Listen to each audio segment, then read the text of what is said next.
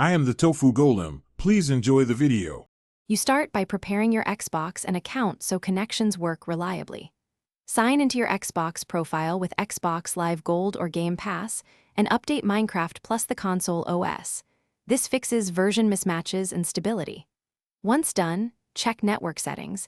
Aim for NAT open or moderate, because strict NAT often blocks joins. Make sure multiplayer and privacy permissions allow joining friends and external servers. These settings prevent unexpected rejections. Now you're ready to find or add a server address to continue. You now add the server and initiate the connection. Open Minecraft and go to Play, then Servers, and select Add Server or Direct Connect. This is faster when you have the IP and port. Enter the server IP, port default 19,132, and a clear name so you recognize it later. Make sure the server runs the Bedrock edition. Xbox uses Bedrock, so Java servers won't work.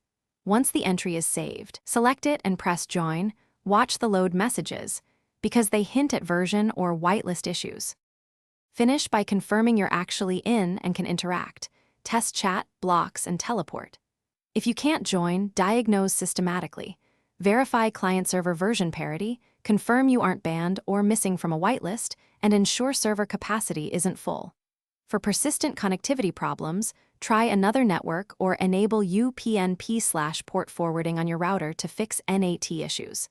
If problems continue, contact the server admin for IP or whitelist checks, or use an official realm for the smoothest cross. Thanks for watching. Consider subscribing if we helped you today.